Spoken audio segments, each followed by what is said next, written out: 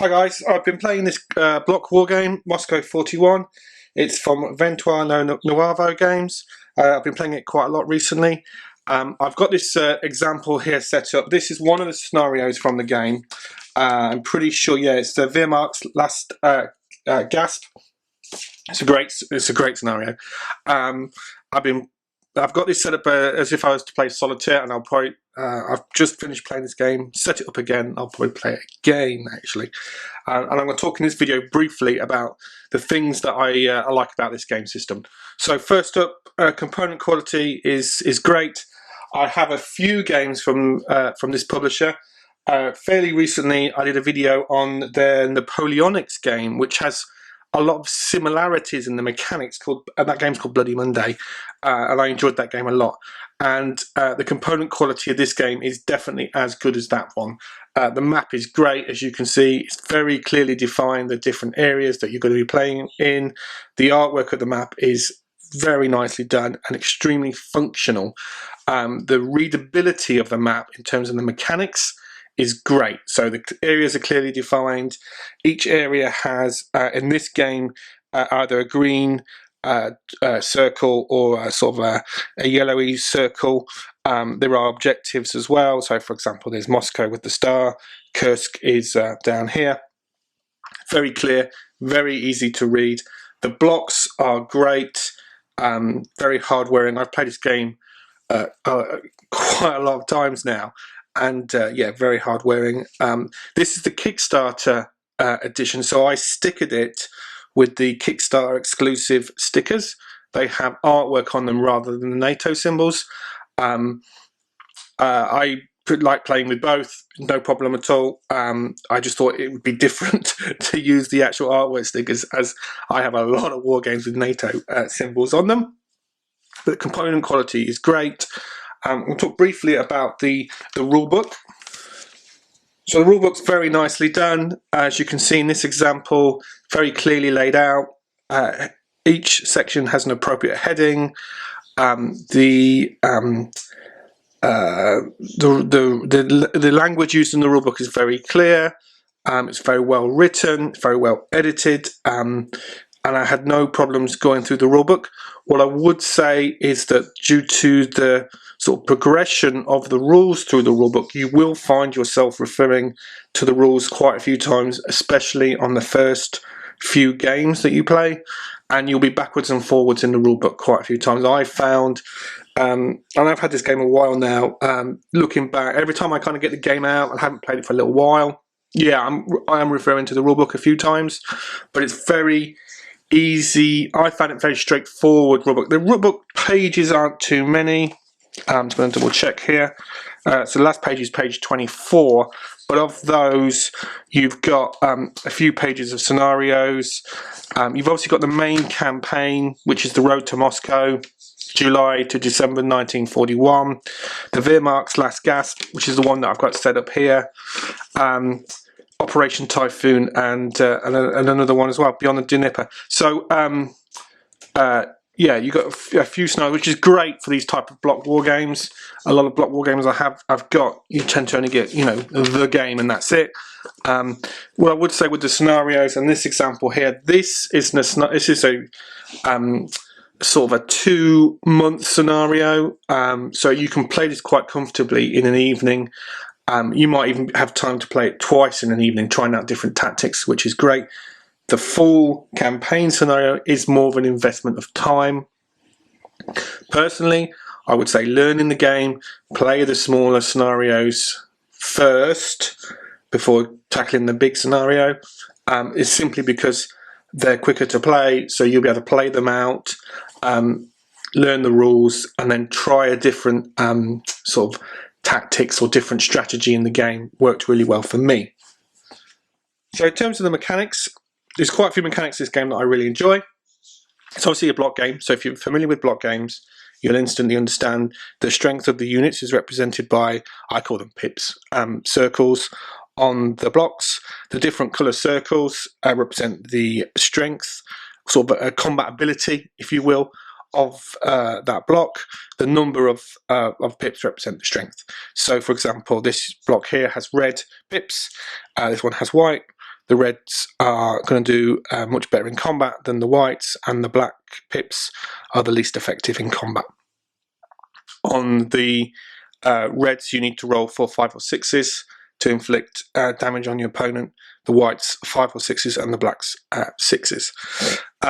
So it's a very simple mechanic, and if you're playing this 2-player, you would have the block stood up, obviously, and you'd be just simply rotating the block round to represent any damage inflicted on the block. So that mechanic works really well, and if you're familiar with block games, you'll instantly understand that perfectly well. In terms of the types of blocks that there are, obviously the reds are the Soviets, and the blacks here are the Germans. The greys are sort of the foot infantry types. The darker are sort of tanks and armoured. They have blitzkrieg abilities, which enable them to move again depending on the conditions, which is great.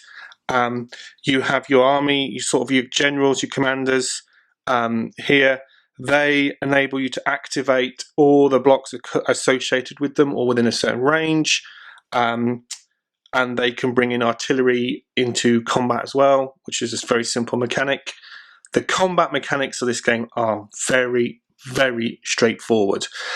You've got here a defensive line, which gives this area here defensive capabilities, and you're simply, as you move into one area, if those Russians move into that area, for example, generally speaking, the defender rolls first, inflicts casualties.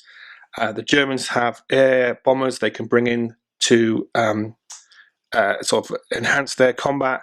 The Russians can use anti-aircraft fire. If you've got a leader nearby, they can bring in artillery, and then you're simply rolling the number of dice according to the pips and according to the strength, and then depending on the colour, depends what dice rolls you need.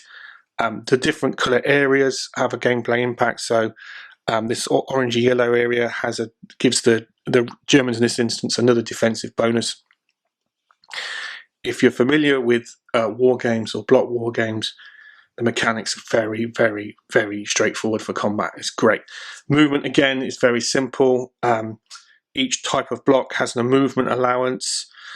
Each area has a movement cost, so depending if it's green or if it's that orangey sort of yellow colour, gives them a different movement allowance, movement cost, sorry.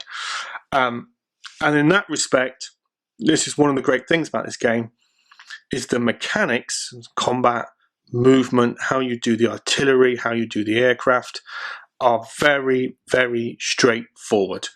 And it enables you to focus on the strategy element and the decision making of what you think you should be doing, what you want to be doing.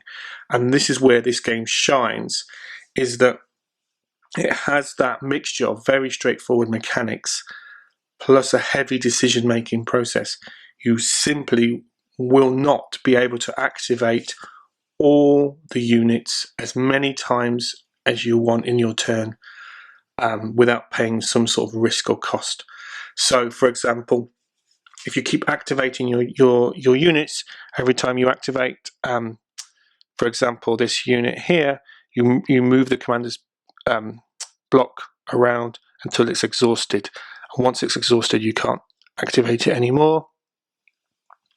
How you sort of revert them so that they can activate is you have to wait till the next turn or the next month, and depending on the resource points that you have available will depend on whether you can bring that commander and therefore the associated blocks with it, and whether you can activate them again. It's a very simple, straightforward mechanic. You can use the resource points, and resource points are gained by taking objectives. So the star, Moscow's just off the camera here, there it is. By taking those points here, it gains you resources. Having commanders on the game gives you resources, and then your generals, your sort of army commanders, give you resources.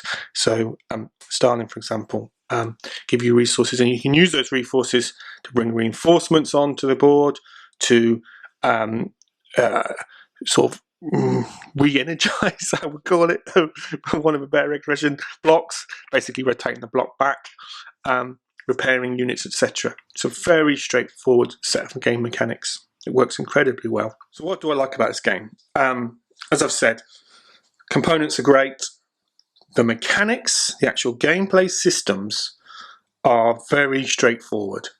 Combat, movement, the resource points, the level of chrome relating to taking specific objectives, to around, there's a mechanic for the road to Leningrad, which is sort of just here, which is a really nice mechanic.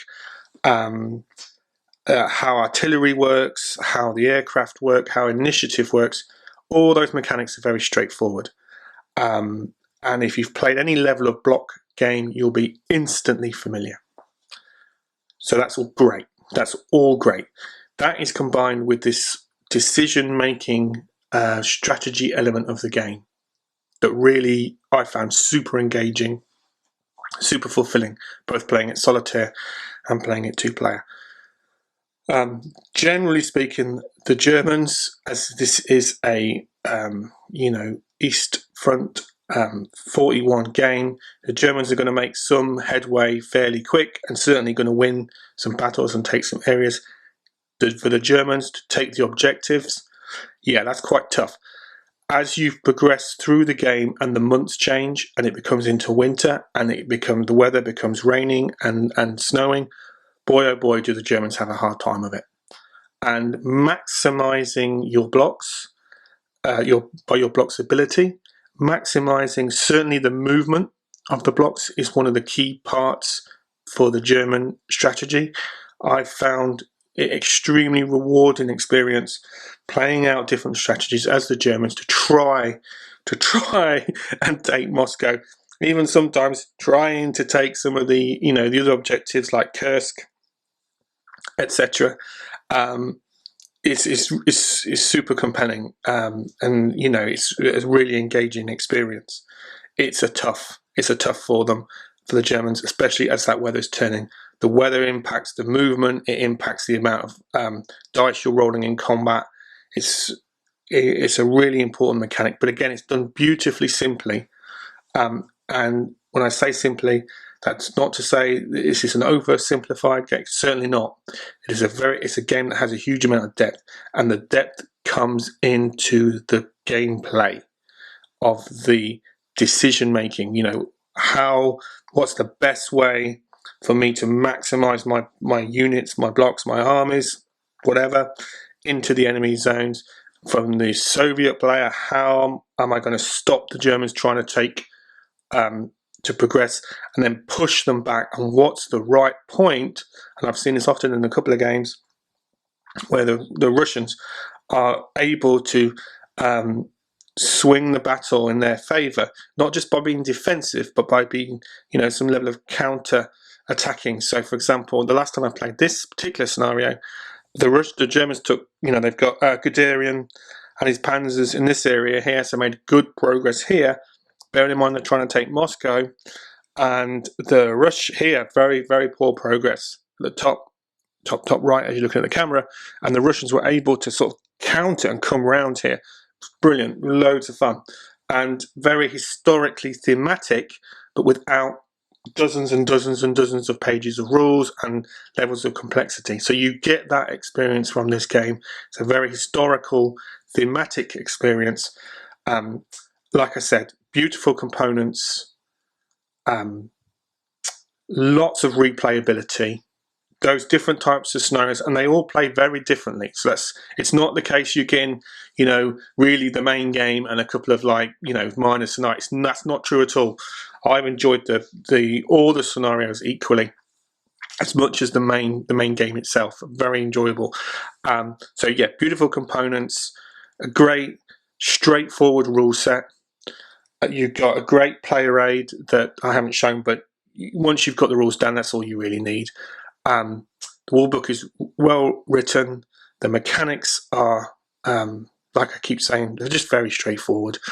And that decision making as the command of each side, trying out different strategies. And in an evening, if you're playing a solitaire, perfect. You can play, even sometimes I've played just 1 month just to try different techniques, to be either, as from the Germans, to try and take progress or for the Russians to push them back. Yeah, it's been really great. So can't recommend this game enough.